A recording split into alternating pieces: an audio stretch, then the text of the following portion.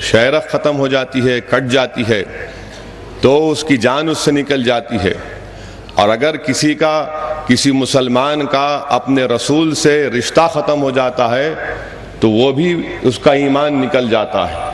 جیسے شہرک کے کٹ جانے سے انسان مردہ ہو جاتا ہے، ویسے اگر کوئی مسلمان اپنے رسول محمد مصطفیٰ صلی اللہ علیہ وسلم سے اس کا تعلق اگر ختم ہو جاتا ہے تو وہ بے ایمان ہو جاتا ہے۔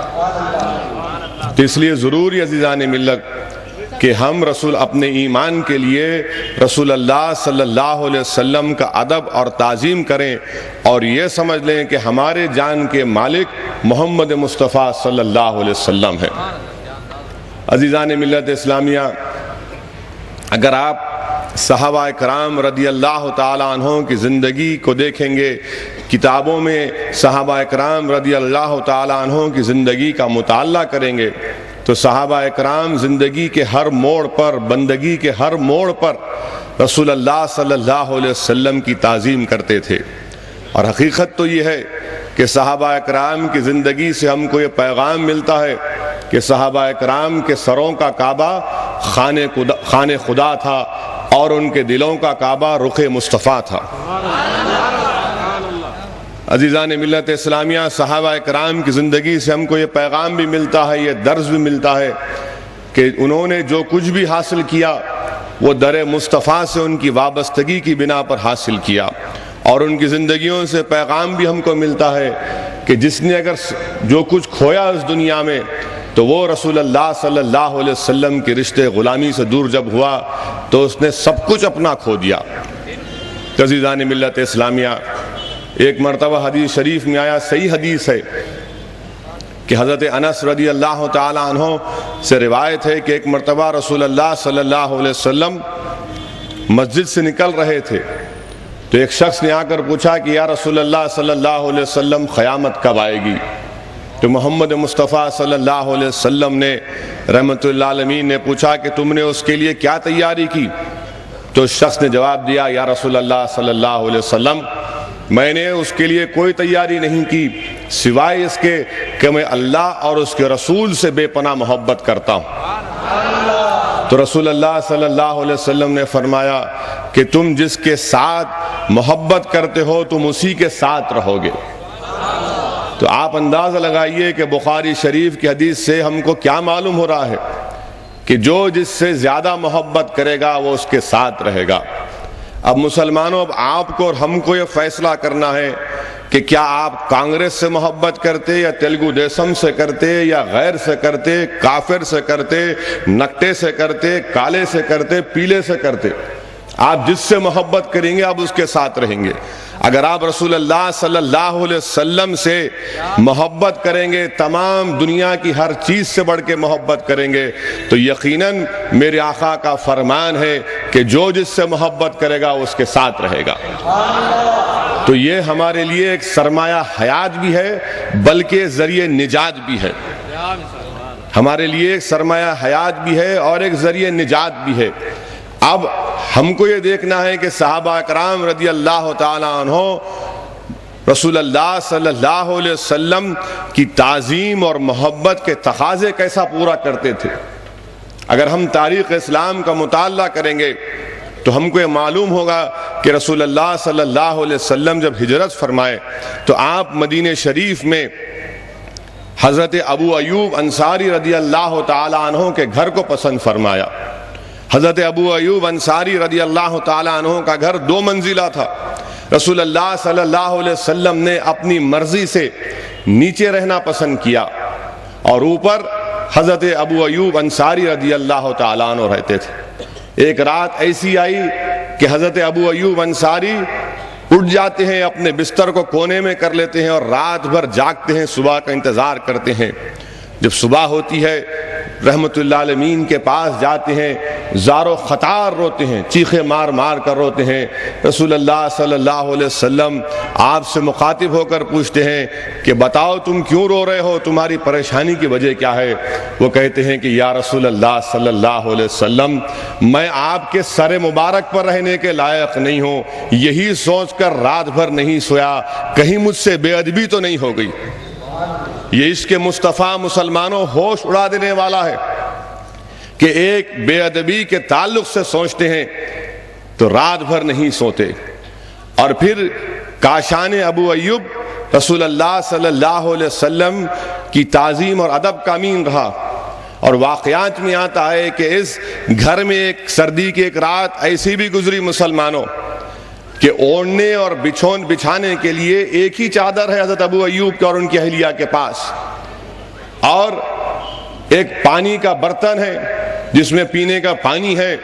رات میں نیند کی وجہ سے حضرت ابو ایوب کا پیر غلطی سے اس پانی کے برتن کو لگ جاتا ہے، برتن نیچے گرتا ہے، پانی نیچے گرتا ہے تو دونوں اٹھ جاتے ہیں.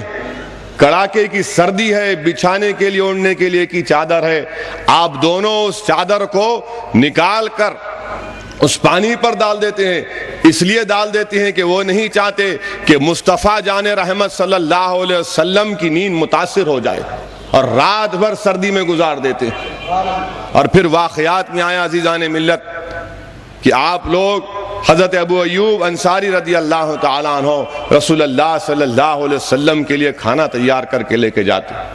اور جب کھانا تیار کر کے لے کے جاتے اور رسول اللہ صلی اللہ علیہ وسلم کھانا جب کھاتے تھے تو کھانا بچ جاتا، وہ آپ اٹھا کر اپنی بیوی کے ساتھ، اپنی اہلیہ کے ساتھ بیٹھ کر جس جگہ پر رسول اللہ صلی اللہ علیہ وسلم کے انگلیوں کے نشان رہتے، جس جگہ پر رسول اللہ صلی اللہ علیہ وسلم نے کھانے کو عزت دی، وہ وہاں سے کھانا شروع کرتے.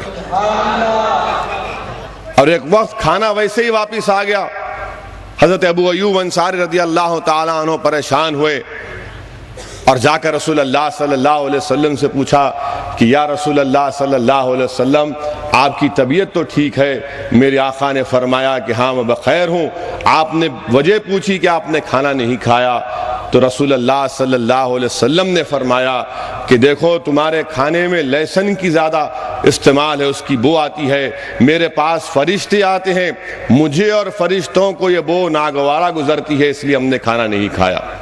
اس کے بعد سے حضرت ابو ایوب انصاری رضی اللہ تعالیٰ عنہ عظمت مصطفیٰ کے لیے، رضائے مصطفیٰ کے لیے کبھی اپنے گھر میں لہسن کو نہیں لے کر آئے.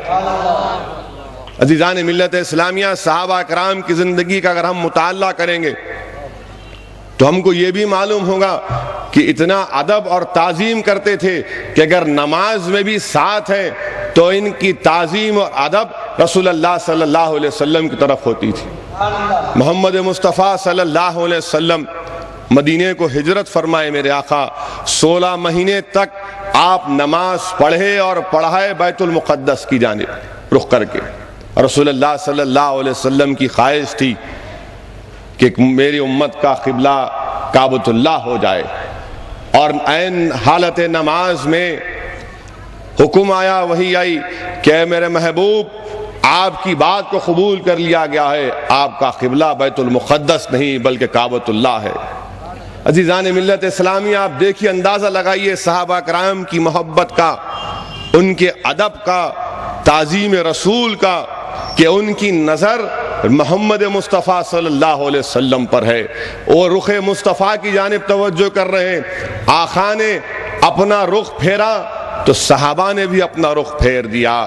کسی نے نماز کو توڑ کر یا نماز کے بعد جا کر نہیں پوچھا کہ یا رسول اللہ صلی اللہ علیہ وسلم آپ نے رخ کیوں پھیر دیا، کیونکہ صحابہ جانتے ہیں اور سب لوگ جانتے ہیں کہ سب چاہتے ہیں خدا کی رضا، اور خدا چاہتا ہے محمد صلی اللہ علیہ وسلم کی رضا.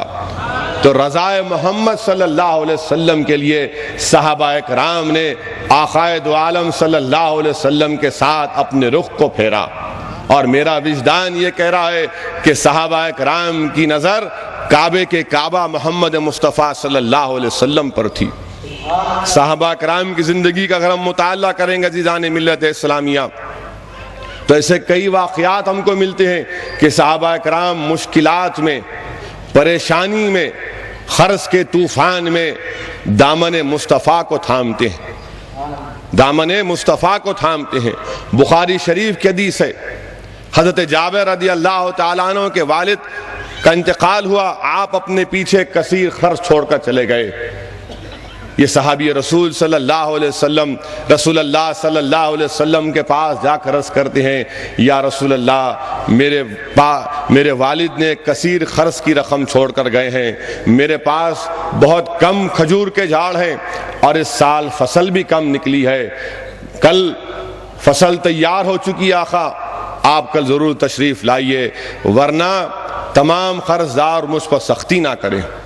محمد مصطفیٰ صلی اللہ علیہ وسلم تشریف لے جاتے ہیں، کھجوروں کا ڈھیر ہے اور اتنے کھجور ہیں، کتنا کھجور بیچنے کے بعد بھی جو قرض ہے وہ ادا نہیں ہو سکتا تھا۔ رسول اللہ صلی اللہ علیہ وسلم اس کھجور کے ڈھیر کے اطراف ایک پھیرا لگاتے ہیں، دعا فرماتے ہیں اور حکم فرماتے ہیں حضرت جابر سے کہ جابر پہلے تمہارے والد کا قرضہ اس کھجوروں کو دے کر ادا کرو، اور آپ ادا کرتے جاتے ہیں۔ جب پورے والد کا قرضہ ادا ہو گیا تو آپ دیکھ کر تعجب کرتے ہیں کہ کھجوروں کی تعداد بھی ختم نہیں ہوئی اور پورا قرض بھی ادا ہو چکا۔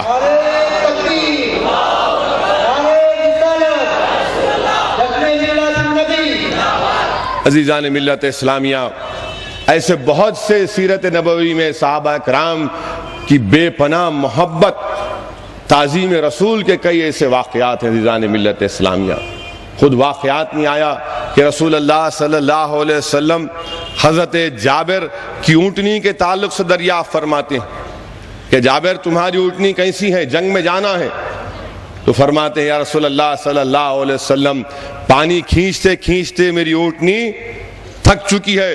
محمد مصطفیٰ صلی اللہ علیہ وسلم اس اونٹنی کے پیچھے ٹھہرتے ہیں، اس کو ہانکتے ہیں، دعا فرماتے ہیں اور پھر کیا دیکھتے ہیں کہ یہ اونٹنی دوسرے تمام اونٹنیوں زیادہ تیز بھاگتی۔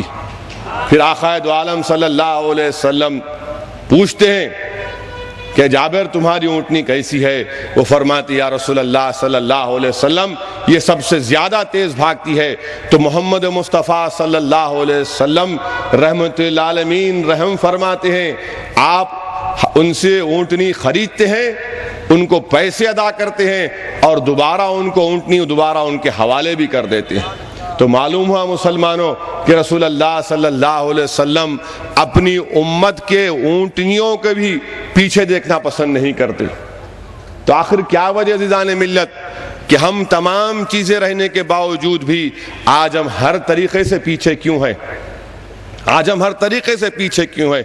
کہیں یہ تو نہیں کہ ہمارے عشق نبوی میں کمی تو پیدا نہیں ہوگی، کہیں کمی تو نہیں پیدا ہو گئی؟ اسی لیے عزیزان ملت اسلامیہ واقعات میں یہ واقعہ بھی آیا کہ ایک صحابی رضی اللہ تعالی عنہ، مجھے ان کا نام یاد نہیں آ رہا، اللہ مجھے معاف کرے، ان کی اہلیہ کا نام ام سلیم تھا۔ وہ صحابی رضی اللہ تعالی عنہ اپنے بیوی سے عرض کرتے ہیں کہ میں نے رسول اللہ صلی اللہ علیہ وسلم کی آواز کو سنا، بہت کمزور آواز تھی، شاید میرے آقا کئی دن سے کھانا نہیں کھائے۔ یہ صحیح حدیث ہے۔ کیا تمہارے پاس گھر میں کوئی چیز ہے؟ وہ فرماتی ہیں کہ ہمارے پاس چند جوئی کی روٹیاں ہیں۔ وہ کہتے ہیں کہ میں فوراً جا کر رسول اللہ صلی اللہ علیہ وسلم کو کھانے کی دعوت دیتا ہوں۔ وہ جاتے ہیں، آقا سے عرض کرتے ہیں یا رسول اللہ میرے گھر کو تشریف لائیے۔ رسول اللہ صلی اللہ علیہ وسلم اپنے ساتھ 70 صحابیوں کو ساتھ لے کر آتے ہیں۔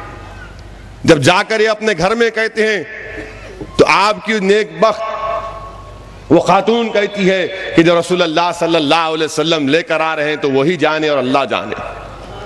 جب گھر کو آتے ہیں آپ ان سے فرماتے ہیں کہ تمہارے پاس جتنی روٹیاں ہیں لا کے رکھ دو۔ آقا کے سامنے روٹیاں رکھ دی جاتی ہیں۔ رسول اللہ صلی اللہ علیہ وسلم حکم فرماتے ہیں کہ روٹیوں کو توڑا جائے اور سالن کی جگہ گھی کو رکھا جاتا ہے، اور پھر رسول اللہ صلی اللہ علیہ وسلم اس پر اللہ کا کلام پڑھتے ہیں، 10 صحابیوں کو بلاتے ہیں اور تمام 70 صحابی کھاتے ہیں، اس کے باوجود بھی ان روٹیوں میں کمی نہیں آتی۔ تو میں نے جو قرآن کی آیات آپ کے اس تقریر میرے